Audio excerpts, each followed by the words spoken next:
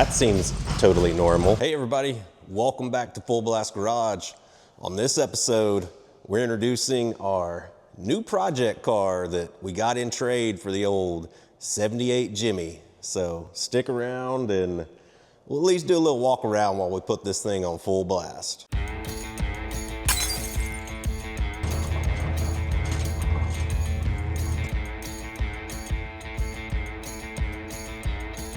Make sure you do it on full blast. All right, as you can see, it's painted, it's blue. I mean, it's got a decent paint job on it. I'd call it a driver quality.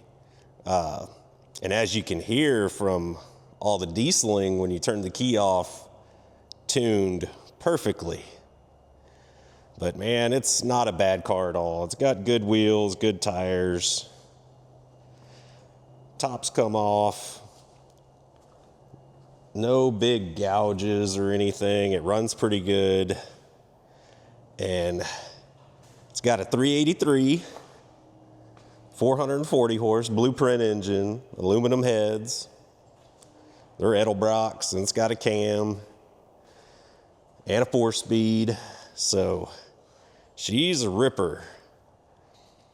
But one thing you can kind of see, I don't know, I might have to turn a little interior light on here. But you can kind of see driving, well, key on's just gonna go to 0, but this thing, the oil pressure, not getting much above 20, even at cold start. So I'm gonna, as my first duty on this car, change out the sending unit. I've already checked the gauge, so pull the wire off, key on, make sure your gauge pegs all the way to 80, and then ground the gauge, make sure it goes to 0.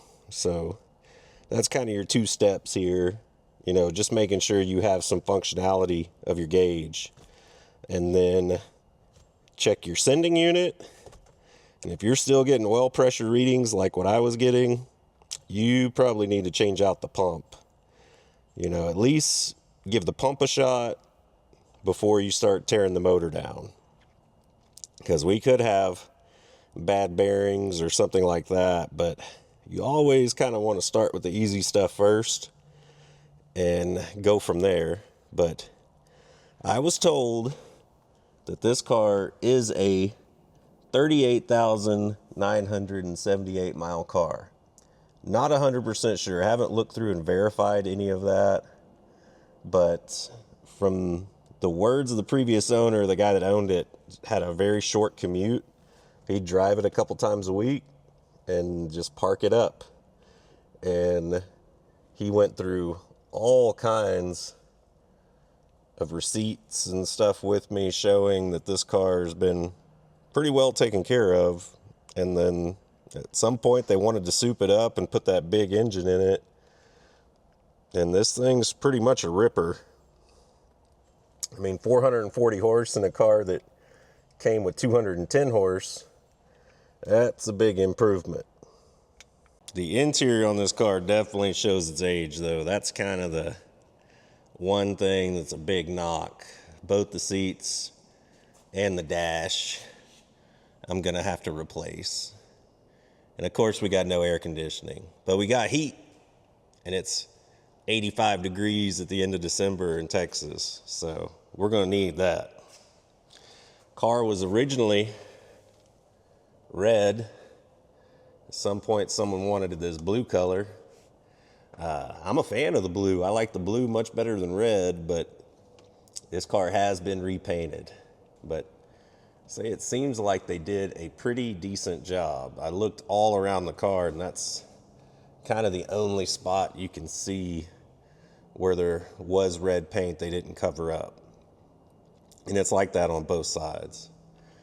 But man, it sounds good, drives good. I drove it home from the trade. And this is our receipts pile for this car. We'll go through a couple of those. I can find some big ticket items to show you guys what previous owner was paying to get stuff done. But yeah, let's take a look under the hood on this thing, because that's kind of where all the money is. If you guys aren't familiar with this generation, this Stingray badge is actually an add-on this year. I believe this is a 77. I think 76 was the last year they had these badges on. So someone has added this.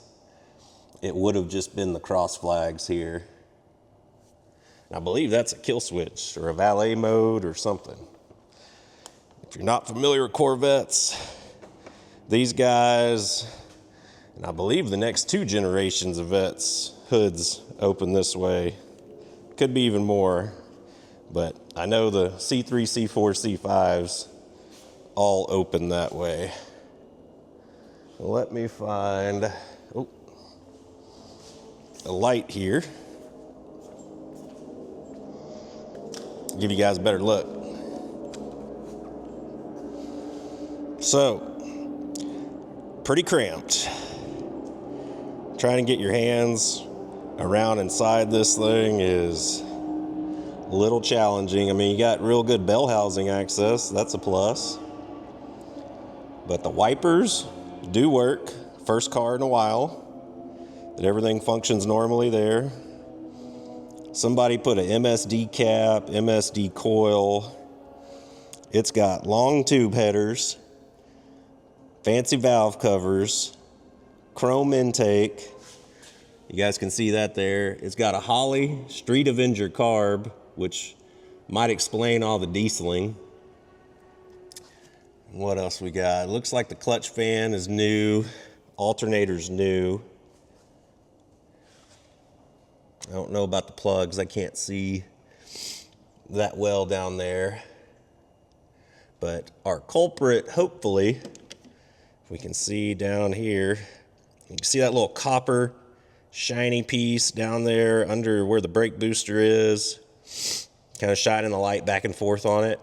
That's your oil pressure sending unit. So I'm going to replace that and pray we get 40 pounds of oil pressure at cold start, because if not, we got an issue and we're going to be pulling the pan, at least taking a look, make sure the pickup didn't fall out of the oil pan or the oil pump and is not sitting in the bottom of the pan, or we don't have a clogged pickup or just a bad oil pump.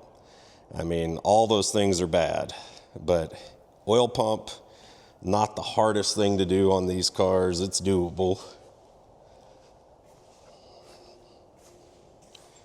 But it's a pretty complete car. I haven't tried the AC. I don't think the previous owner had either. I'm probably gonna check, see what kind of thermostat we have there, because these cars have very little cooling. There ain't a whole lot of room up here for air.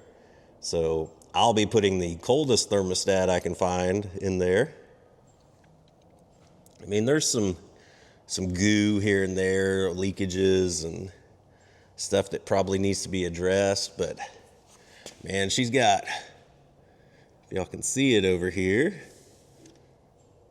right there under the valve cover, you can tell we got aluminum heads and that big old Edelbrock logo there right under the heads. So these things are pretty nice. I mean, I like Edelbrock heads for small block Chevys. They're not bad. So the carb definitely needs to be gone through, or just put a new one on and adjust it correctly. But I think I made out. I think I made out in the trade. I mean, if you guys think I won or lost on this thing, let me know. I had a car that had no roof that I was selling in winter, and this is what I got for it. So I guess it probably depends on if the fuel pressure or the oil pressure sending unit fixes the oil pressure. If it doesn't, I'm probably taking the L on this one, but I can put a pump, I can try that. If not, man, it's probably worth rebuilding this motor, or at least doing something to remedy the low oil pressure. But fingers crossed that is nothing but an electrical issue. You never know till you try it. And this 4-speed is so fun to drive, but it definitely does need adjusting to. Hopefully it's just an adjustment, because this thing, it'll pop out a third occasionally when you're driving. Kind of like downshifting type feeling, like when you're using the engine braking, it'll want to pop out, and that's either the linkages are out of adjustment or your transmission needs to be rebuilt. So let's hope for the latter, that it's just an adjustment. These cars are pretty cool. I fit fine. The tops come off. I have new liners for the tops. And I'm pretty happy so far. The car drove fine, even, with the oil pressure showing just hardly any. It wasn't making any noise or anything like that. So I think I have a gauge problem, not actually an oil pressure problem. So let's go and look through some of our paperwork here, see if we find anything interesting.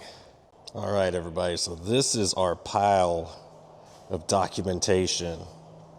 And I did find 2 different oil changes that make me think this car has rolled over 100. So there's not any documentation of it going from like 30-something thousand up to the 100,000, but there are some that said 104, 107, so I don't know exactly what to believe, but there's just a giant gap from like 38,000 miles to 99,000 before it would go over 100. I don't know. Did they throw all those away and miss 2? But I mean, there's essentially everything. This is the motor off eBay for like $4,000. $3,500 as you buy it now. I would not ever buy an engine from these people. What is this? AR Racing UNI? Because it sounds like our buddy had nothing but issues, because this is another shop. So from 2009, this is after the new engine has been installed. So he got some trailing arm bushings and something else, but check engine, knocking, low oil pressure, bearings wiped out, 6 broken valve springs. R&R engine, tear down, engine had wrong bearings, needed radius bearings for large radius crank. Wrong top rings, valve springs were at coil bind. When open fully, this is what caused the pushrod failure and present spring leakage, maybe total disassembly of engine. I don't know what else it's saying there. Reinstall engine and test something, set timing, change oil. So the crate engine bought in 2004 was smoked by 2009, and this guy was literally driving it a few miles a week. And you can see in 2005, this same shop in Houston did an analysis on it, broken push rods, changed push rods, new lifters, then installed MSD. So that was $536, $759, $315, $306, $1,280. I mean, this guy has spent a fortune on this car. So this is one shop. This is Race Car Shop. This was the engine. This is who he had working on the car in Florida. I mean, just look at the first one. $2,903. That's an engine rebuild. $720. 100. He got off light that day. 302. 524. And it is from everything to brakes, suspension, engine, valve cover gaskets, 787, driver door, helper spring, water leak, T-top bushings, fix the horn. It is, I can't even imagine. I haven't put pen to paper on this, but 422. I can only assume he has in excess of $40,000 in this car. So these two stacks are one company called Corvette Doctor in Houston. They just changed up their invoices. I mean, here's the first one, $1,353. This is brakes. What do we got here? This is suspension. And that was $2,008. $235. That's probably an oil change. Wiper motor, $186. $300. $144. $569. That looked like a starter. $281. $168. I mean, I know there's more big ticket things in here because I just saw them just glancing. $240. This guy is $400. $1,400. That's something to do with the clutch. $1,800. I think that was install the engine that he bought. Yep, 04. That's putting the crate engine in. That was probably nothing but problems. $144. And guys, you got to remember, these are late 90s to early $2,000, you know, so take whatever that dollar amount is and double it. See, I mean, even at the Quick Car and Lube, he's getting brake work done, and there's tires, and there's Summit Racing parts, Jegs parts over here. I mean, it is just so much. And man, I'm really hoping the old race car shop on Day Road really figured that out with the engine and put the right bearings and everything in, because that could be my problem now. I guess we're going to find out. It probably, after I put that sensor in, wouldn't hurt dropping the pan just to see if we got a little debris left over from the engine rebuild, because it sounds like they just rolled new bearings in, put new rings on the pistons, and sent it. So it wasn't a super high dollar build, the receipt there. So I can't imagine they went through the entire motor for that. But guess we'll see when this thing locks up with 0 PSI of oil pressure. But man, this poor Corvette, it's been through it. But at least somebody really, really cared for it. It was taken care of. Just one bad decision on your build here, folks. I recommend not buying engines built like this off eBay. Not a big fan of that. If you're buying from a company that just does like bone stock engines, like that's their business. They take cores, machine them, rebuild them, give them to you at stock horsepower levels. I'm okay with buying those engines. That's their business.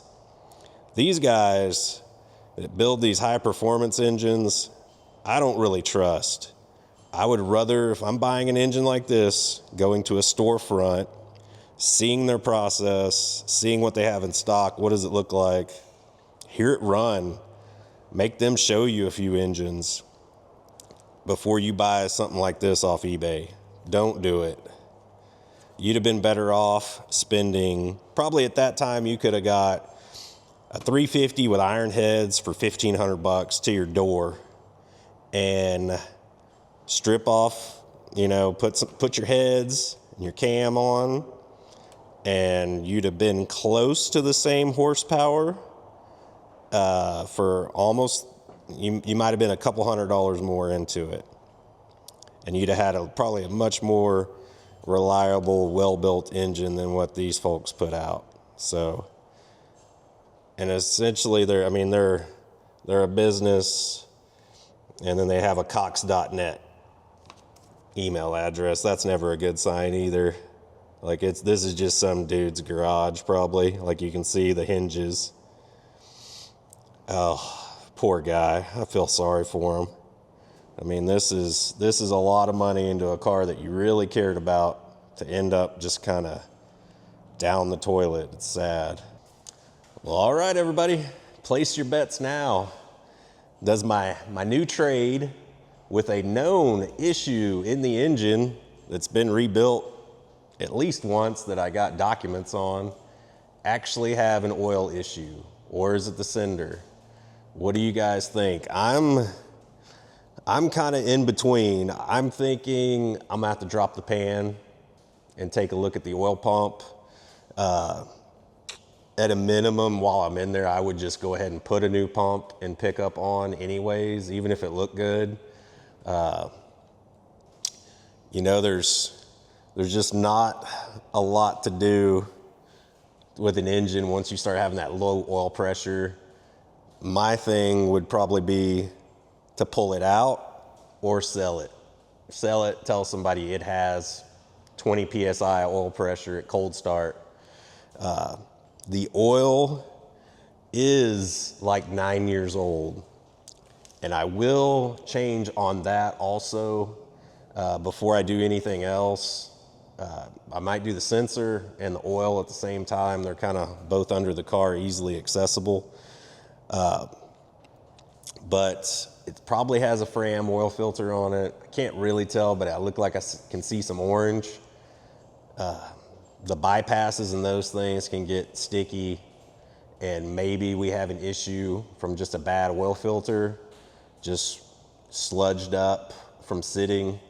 But the oil looks extremely clean, which is kind of scary. I don't know, I'm used to every dipstick I pull out it being black.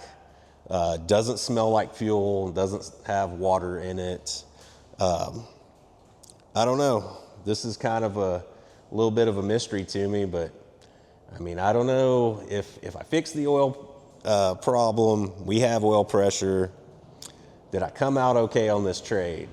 I can tell you right now, if I'm pulling the engine to put new bearings and stuff in it, I didn't win this trade. I didn't win, and I'm probably gonna have to keep it for a little while to recoup my money. You know, it's just kind of one of those things, you kind of roll the dice every now and then. Sometimes you win, sometimes you lose. And a lot of times, the C3 gauges, the oil pressure would only go up to 20 because it's got a blown, I don't know if it's a resistor or what, on the gauge. And that's kind of what I assumed it was. And the car ran so good, didn't smoke, didn't knock, no noises at all, no rattles at all from the engine. So I'm thinking that might be what is going on here, that we just have some sort of gauge issue, but it's from the cinder. It wouldn't be from the actual gauge. But yeah, y'all let me know what you think and how bad of a decision I just made, and if I completely financially ruined myself. But I appreciate y'all watching. Hope you guys like the new Vette project. I was hoping it wouldn't really be a project, but here it is. But man, we're a small channel. Please take a moment to just like, comment, subscribe, interact with us any way you can. And you know, we really appreciate that. And until you see me again, just go out, do something that makes you happy, but just make sure you're doing it on full blast. I'll see y'all later.